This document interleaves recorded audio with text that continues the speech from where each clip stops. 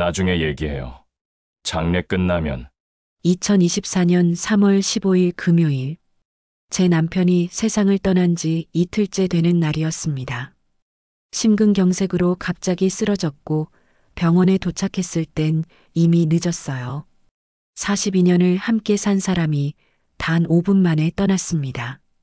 장례식은 오후 3시에 시작하기로 했고 저는 이른 아침부터 나가 빈소를 준비했습니다.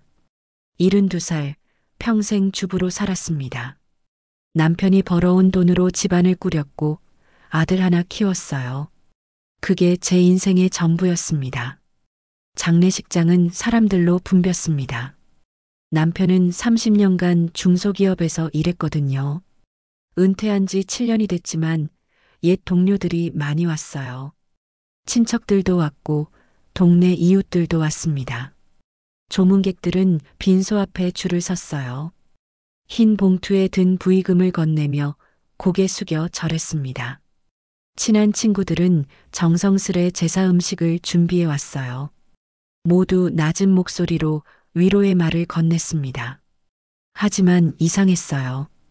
조문객들이 계속 물었거든요. 상주가 누구세요? 아드님은 안 계세요? 저는 당황하며 대답했습니다. 곧 올 겁니다. 조금만 기다려주세요. 하지만 아들은 오지 않았습니다. 오후 3시가 되었어요. 장례식이 시작되는 시간이었습니다. 상주인 아들이 있어야 할 시간. 하지만 아들은 나타나지 않았어요. 저는 혼자 빈소 앞에 앉아 조문객들을 맞았습니다. 72살 노인이 상주도 없이 혼자서 사람들이 절할 때마다 저도 고개 숙여 답례했어요. 1명, 2명, 10명, 20명. 계속 혼자였습니다. 저녁 7시가 되어서야 아들이 나타났습니다. 4시간이나 늦게 온 거였어요. 정갈한 네이비 수트에 검은 넥타이를 맨 모습이었습니다. 회사에서 바로 온 것 같았어요. 며느리도 함께 왔는데 명품 핸드백을 들고 있었습니다. 저는 반가운 마음에 아들을 안으려고 했습니다. 하지만 아들은 한 발짝 뒤로 물러섰어요. 그리고 짧게 한마디만 했습니다. 나중에 얘기해요. 장례 끝나면. 그 순간 저는 뭔가 이상하다고 느꼈어야 했습니다. 하지만 남편을 잃은 슬픔이 너무 커서 아들의 이상한 태도를 깊이 생각할 여유가 없었어요.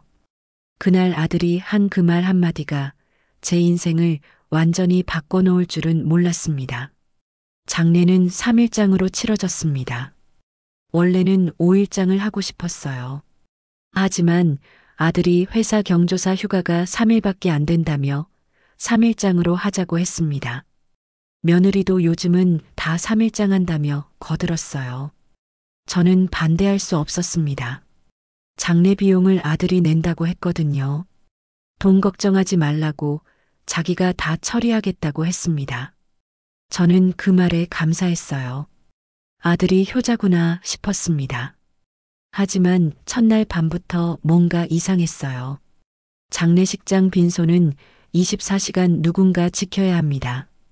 보통은 가족들이 교대로 밤을 새우죠. 저는 아들에게 오늘 밤은 내가 여기 있어 달라고 했습니다. 72살 노인이 밤을 새우기엔 힘들다고 말했어요. 하지만 아들은 집에 가야 한다고 했습니다. 아이들을 봐야 한다는 이유였어요. 며느리도 혼자서는 아이들을 못 본다며 남편이 꼭 있어야 한다고 했습니다. 결국 저 혼자 빈소를 지켰습니다. 72살 노인이 밤새 딱딱한 의자에 앉아 남편의 영정사진을 보면서 울었어요. 잠들었다 깨고 깨서는 또 울고 그렇게 밤을 새웠습니다. 둘째 날도 마찬가지였습니다. 아들은 오전 10시쯤 도착했어요.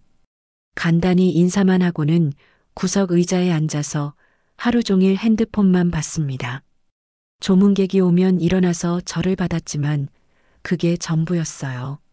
저를 도와주지도 조문객들과 대화하지도 않았습니다. 저는 혼자 모든 걸 했어요. 조문객 맞이하고 식사 준비하고 방명록 정리하고 부의금 확인하고 3일 내내 혼자였습니다. 며느리는 더했습니다. 장례식장 구석 소파에 앉아서 네일아트를 고치고 있었어요. 손톱을 다듬고 매니큐어를 바르고 있었습니다. 남편의 장례식장에서요. 저는 그 모습을 보면서 말을 잃었습니다. 셋째 날 발인식 날이었습니다. 아들은 시작 10분 전에 도착했어요. 상주가 발인식 10분 전에 온 겁니다. 발인식이 시작되고 저는 상여차를 따라 걸었습니다. 하얀 상복을 입고 울면서 걸었어요. 42년을 함께 산 사람과의 마지막 길이었습니다. 아들은 걷지 않았습니다. 시간이 오래 걸린다며 차를 탔어요. 상주가 상여차를 따라 걷는 게 예의인데도요. 화장장까지 가는 차 안은 조용했습니다. 저는 뒷좌석에서 창밖을 보며 눈물만 흘렸어요. 그때였습니다. 조수석에 앉은 며느리가 핸드폰으로 메시지를 보내는 게 보였어요. 저는 무심코 화면을 힐끗 봤습니다. 거기엔 이렇게 써 있었습니다. 오늘 끝나면 바로 진행하세요, 변호사님. 변호사? 왜 장례식에 변호사가? 제 가슴이 철렁 내려앉았습니다. 화장장에 도착했습니다. 관이 화장로 앞에 놓였고 마지막 인사를 할 시간이 주어졌어요. 저는 관에 손을 얹고 남편에게 말했습니다. 고생 많았다고, 이제 편히 쉬라고, 나중에 다시 만나자고. 눈물이 멈추지 않았습니다. 저는 관을 붙잡고 한참을 울었어요. 아들도 관 앞에 섰습니다. 하지만 눈물은 없었어요. 그저 고개만 숙였다가 5초 만에 일어났습니다. 며느리는 관 앞에 가지도 않았어요. 멀찍이 서서 핸드폰만 보고 있었습니다. 화장이 시작됐습니다. 관이 화장로 안으로 들어가고 불꽃이 치솟았어요. 저는 그 불빛을 보면서 주저앉았습니다. 42년이 불타고 있었습니다. 2시간 후 화장이 끝났습니다. 직원이 하얀 가루와 조각들을 작은 함에 담아줬어요. 180cm 키에 75kg이던 사람이 이렇게 작은 함에 담겼습니다. 저는 그 함을 받아 안고 또 울었습니다. 아들은 서둘러 납골당으로 가자고 재촉했어요. 납골당은 화장장에서 10분 거리였습니다. 작은 건물 안에는 수천 개의 작은 칸들이 있었어요. 직원이 안내한 곳은 3층 247번 칸이었습니다. 가로세로 30cm 정도의 작은 공간. 그 안에 유골함을 넣고 이름표를 붙였습니다. 그게 전부였습니다. 아들이 이제 집으로 가자고 했습니다. 그리고 또 그 말을 했어요. 집에 가서 얘기 좀 해야 한다고. 저는 묻고 싶었습니다. 도대체 무슨 얘기인지. 하지만 묻지 않았어요. 곧 알게 될 테니까요. 차를 타고 집으로 향했습니다. 40년을 산 집, 서울 강북구 미아동 25평 아파트. 1984년에 5천만 원 주고 샀던 그 집. 남편과 저는 그 집을 사려고 10년 동안 빚을 갚았어요. 월급의 절반을 대출 상환에 넣으면서요. 1994년에 빚을 다 갚았을 때 남편이 술을 사와서는 말했습니다. 우리 이제 진짜 집주인이라고. 그 후로 30년을 그 집에서 살았습니다. 아들을 키우고 명절마다 친척들을 불렀고 함께 늙어갔어요. 그 집이 제 인생의 전부였습니다. 아파트 주차장에 도착했습니다. 저는 유골함을 안고 내리려고 했어요. 하지만 아들이 차에 두고 가라고 했습니다. 나중에 가져가면 된다고, 지금은 얘기가 먼저라고. 불안했습니다. 뭔가 심상치 않았어요. 엘리베이터를 타고 7층으로 올라가 701호 문을 열었습니다. 그리고 저는 봤습니다. 거실에 낯선 남자가 앉아 있었어요. 정장을 입은 50대쯤 되어 보이는 남자. 앞에는 서류 가방이 놓여 있었습니다. 그 남자가 제게 명함을 내밀며 말했습니다.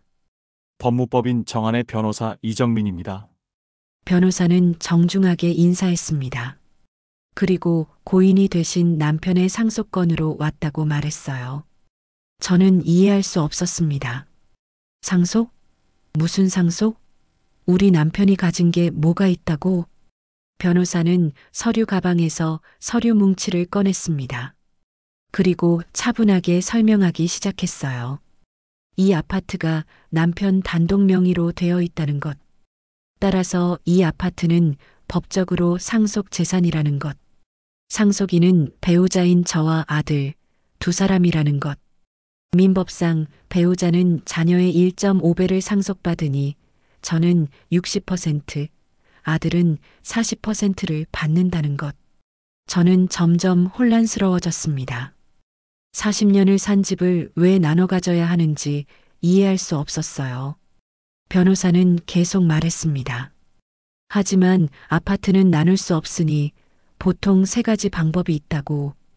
팔아서 돈으로 나누거나, 한 사람이 다른 사람 몫을 돈으로 사주거나, 한 사람이 아파트를 갖고 다른 사람에게 다른 재산을 주거나. 저는 소파에 앉은 채 말을 잃었습니다. 그때 아들이 입을 열었습니다. 자기는 이 아파트가 필요하다고. 아이들 학군 때문이라고. 여기가 좋은 학군이라서 이 아파트로 이사 오고 싶다고. 저는 귀를 의심했습니다. 아들은 이미 아파트가 있었어요. 그런데 또 여기로 온다고? 아들은 말했습니다. 자기 아파트는 학군이 안 좋다고. 여기가 더 낫다고. 그래서 여기로 오고 싶다고. 며느리도 거들었어요. 손주들 교육이 중요하다고. 제발 이해해달라고. 저는 소리쳤습니다. 손주 교육이 중요하면 다른 방법을 찾으라고. 왜 내 집을 빼앗으려 하느냐고. 하지만 아들은 차갑게 대답했습니다.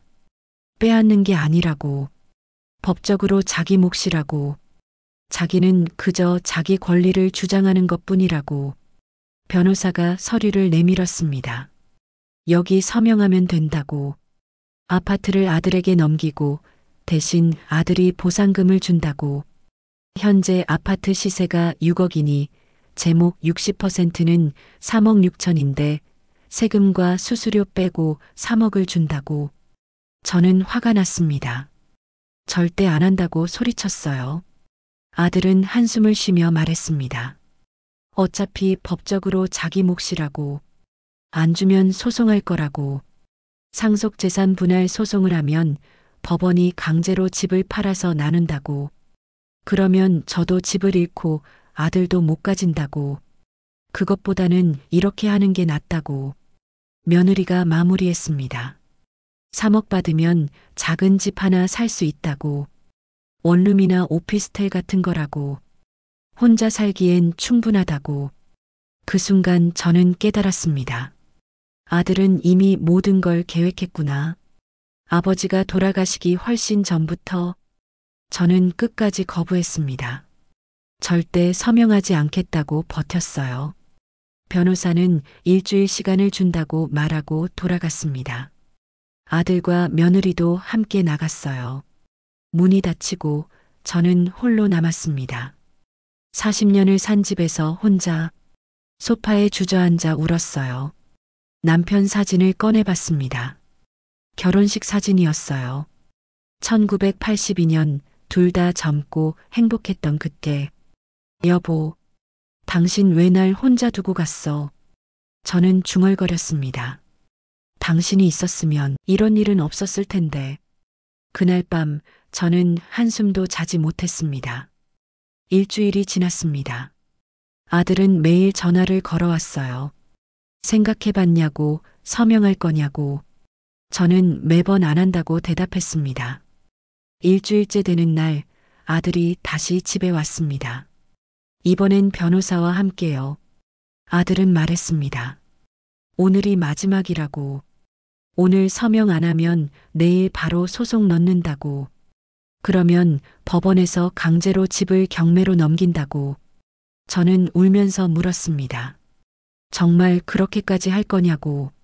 엄마한테 이럴 수 있냐고. 아들은 대답했습니다. 엄마가 나한테 뭘 해줬어요? 대학 등록금도 제가 알바해서 벌었어요. 용돈도 제대로 못 받았어요. 이 집 때문에 저는 어렵게 컸어요. 이제 제 차례예요. 제 아이들은 그렇게 안 키울 거예요. 그 말에 저는 말문이 막혔습니다. 며느리가 끼어들었습니다. 어머니 현실을 보세요. 어머니 혼자 이 큰 집에서 뭐 하시게요? 관리도 힘드시잖아요. 작은 집으로 가시는 게 나아요. 저는 힘없이 고개를 저었습니다. 하지만 소용없었어요. 변호사가 다시 서류를 내밀었습니다. 그리고 말했어요. 오늘 서명 안 하시면 내일 소송 들어간다고.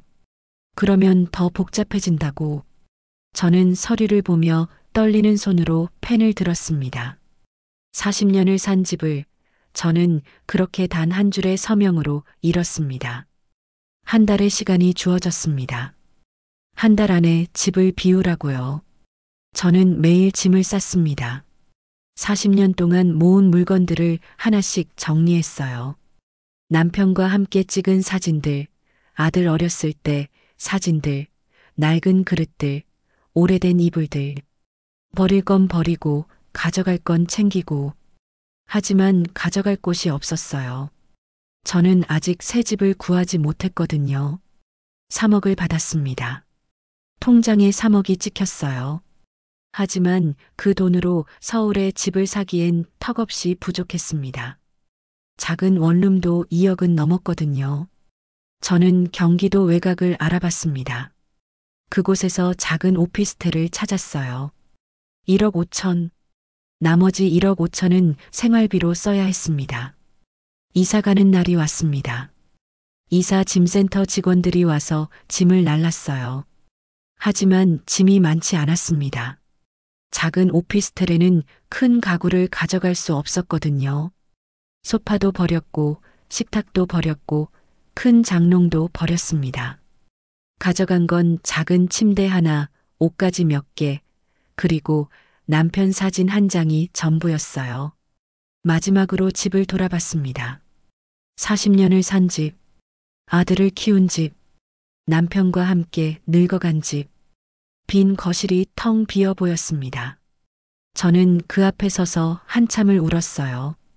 그리고 문을 닫았습니다. 열쇠를 아들에게 넘겼어요. 아들은 고맙다는 말도 없이 열쇠를 받았습니다. 저는 이사 트럭을 타고 경기도로 향했습니다. 낯선 곳으로요. 남편도 아들도 집도 그렇게 모든 걸 잃었습니다. 지금 저는 경기도 어느 작은 동네에 살고 있습니다. 10평짜리 오피스텔이에요. 작은 침대 하나, 미니 냉장고 하나, 전기레인지 하나. 그게 전부입니다. 창문은 작지만 햇빛은 잘 들어와요. 아침마다 햇살이 방 안을 비춥니다. 저는 매일 아침 일어나서 남편 사진에 인사합니다. 여보, 잘 잤어요? 혼자 중얼거려요. 간단하게 아침을 먹고 집 근처를 산책합니다. 작은 공원이 있어요. 거기서 노인정 할머니들을 만나곤 해요. 다들 저처럼 혼자 사는 분들이에요. 가끔 함께 밥을 먹습니다. 김밥을 사 먹거나 칼국수를 먹으러 가요. 그분들과 이야기하다 보면 시간이 금방 갑니다. 아들은 연락하지 않습니다. 이사간 후로 한 번도 전화가 없어요. 손주들 목소리도 듣지 못했습니다. 하지만 저는 후회하지 않습니다. 아니, 후회하지 않으려고 노력합니다. 집은 잃었지만 제 자존심만은 지켰으니까요. 제 마음만은 아무도 빼앗지 못했으니까요. 가끔 생각합니다. 만약 남편이 살아있었다면 어땠을까? 아들이 이렇게까지 하지는 못했겠죠. 하지만 이미 지나간 일입니다. 이제 저는 저를 위해 살려고 합니다. 작은 오피스텔이지만 제 공간이에요. 아무도 간섭하지 않습니다. 가끔 외롭습니다. 밤이면 남편 생각에 울기도 해요. 하지만 해가 뜨면 다시 일어납니다. 72살, 아직 살아야 할 날이 많이 남았으니까요. 남편 사진을 보며 말합니다. 여보, 조금만 기다려요. 나중에 만나요. 그때는 다시 함께 살아요. 아무도 우리를 떼어놓지 못하게.